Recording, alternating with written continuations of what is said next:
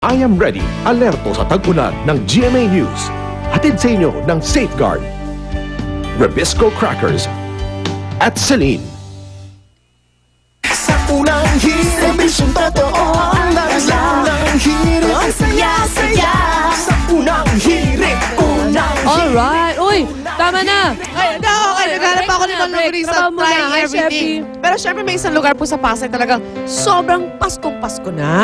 Oh, yes, mga life-size yung mga Christmas displays nila doon. At, naku, pwede kayo magpa-picture-picture pag pumunta kayo doon. Yes, At naunahan na kayong lahat nila, Drew, Monica, at Arn. Hey, guys! Hey, guys! Nag-breakfast na kayo? This one's Monica. Monica talks about the Christmas Eve. Okay. Picture. Picture.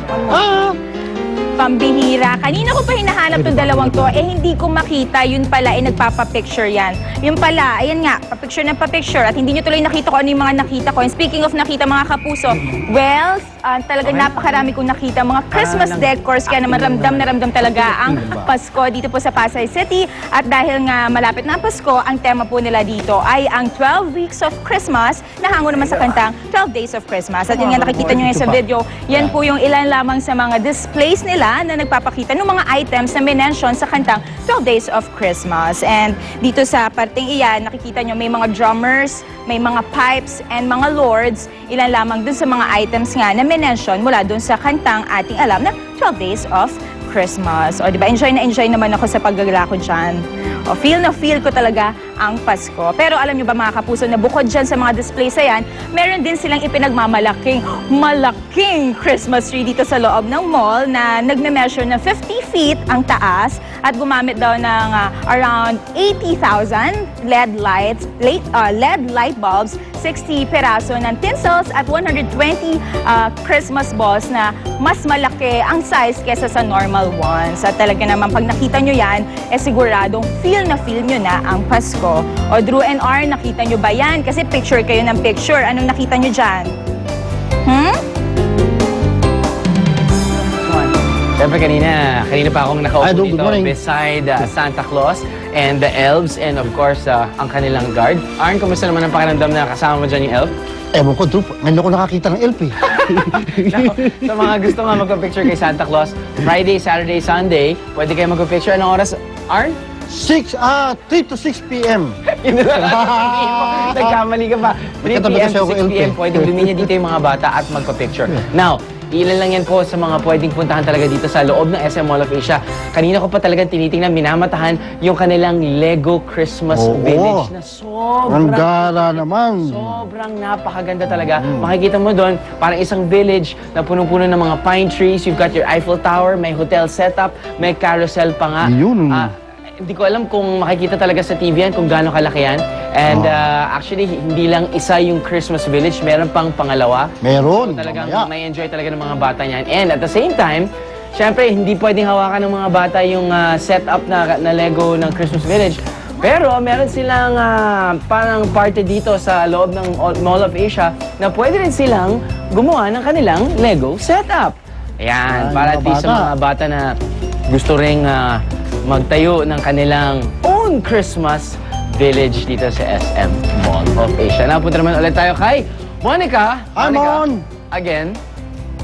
At dahil gatuwing Pasko, hindi pwedeng mawala ang Christmas trees. Mamaya, iisa-isahin natin ang iba't ibang Christmas tree na nakikita nyo sa aking harapan. Kaya tutok lang mga kapuso dahil lahat yan, iisa-isahin natin. Back to studio muna.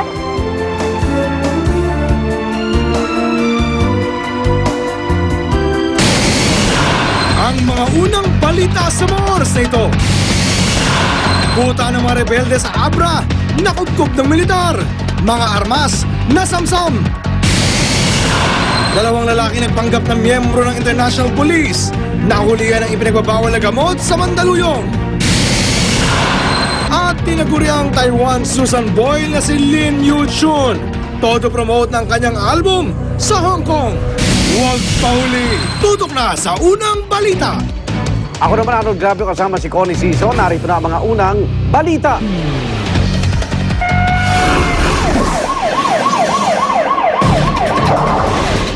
Dalawa na panggap na opisyal ng Interpol arestado. bukod sa mga peking ID at tsapa, nakuha rin sa kanilang ilang sachet ng hinihinalang cocaine.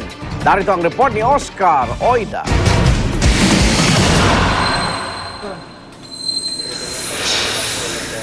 Kung todo uniforme pa ang lalaking ito na nagpakilalang isang Brigadier General ng Interpol sa ID na nakuha sa kanya ng Philippine Drug Enforcement Agency o PDEA sa isinagawang buy-bust operation kagabi. Pero ang mga ID na iprinisenta ni Dionisio Valdez, peke pala, pati tsapa, hindi orig. Ang kanyang kasamahan na si Emil Aragon, nagpanggap naman na kernel ng Interpol. Kompleto sa paraphernalia ang dalawa dahil may mission order pa na pirmado naman ng isang General Alfredo Bartolome. Nakuha rin mula sa mga suspect ang ilang plastic ng hinihinalang cocaine, pera at gift check. Nung dumating ako, wala naman pong nahuli sa bag namin na ganyang mga item. Nang pagpaliwanagin na kung anong grupo ang kanyang kinabibilangan. Non-government organization po kasi itong International Police Commission. Kwento naman ni Aragon, isang Colonel Bello raw ang nag-recruit sa kanila. Kaibigan lang kami, sir. So, sabi niya, kung may mga kuha kayo, matutulungan din ninyo kami. Ganyan ang ano niya sa amin. Hindi naman masama ang ano niya sa akin. Tumanggi muna magbigay ng pahayag ang PIDEA dahil patuloy pa ang kanilang investigasyon sa kaso.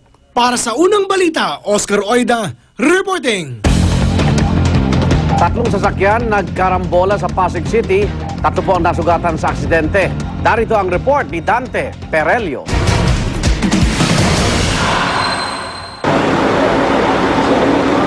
Binangga ng itim na kotseng ito ang nakaparadang truck ng Pasig City Engineers Office sa Barangay San Antonio sa Pasig pasado alas 11 kagabi. Matapos sumalpok sa truck ay nagpaikot-ikot ang kotse hanggang sa humambalang sa daan. Dahil dito, nabangga ito ng kasunod na kotseng berde at naipit sa concrete barrier. Matulin takbo niya kanina. Nayupi ang likuran ng truck at nabasag naman ang salamin at nagmistulang pinitpit na lata ang unahan ng dalawang kotse. Dito nakasakay yung dalawang electrician habang nagkukumpuni ng sirang ilaw ng poste dito sa may Meralco flyover nang biglang baggayin ang kanilang truck ng humahagibis na kotse. Mabuti na lamang daw at nakakapit ang dalawa rito dahil kung hindi ay malamang na nahulog sila pababa ng tulay.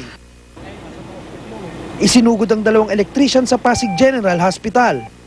Muntik ring masagasaan ang kanilang engineer kung hindi nahila ng isa pa nilang kasamahan. Sugatan din ang driver ng kotse na nagtago sa sasakyan ng kanyang dumating na kaanak. Ligtas naman ang driver ng nadamay na kotse.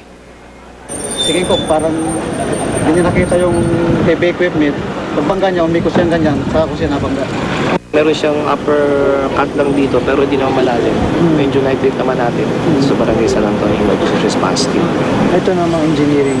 Engineering medyo meron siyang right pain dito sa may pelvic bone tsaka sa may right. Yung isa naman sa may right lower part of the left. Sa inisyal na investigasyon, lumalabas na nakainom ang driver ng itim na kotse at may kausap sa telepono nang maganap ang aksidente. Para sa unang balita, Dante Perelio, reporting. Hirit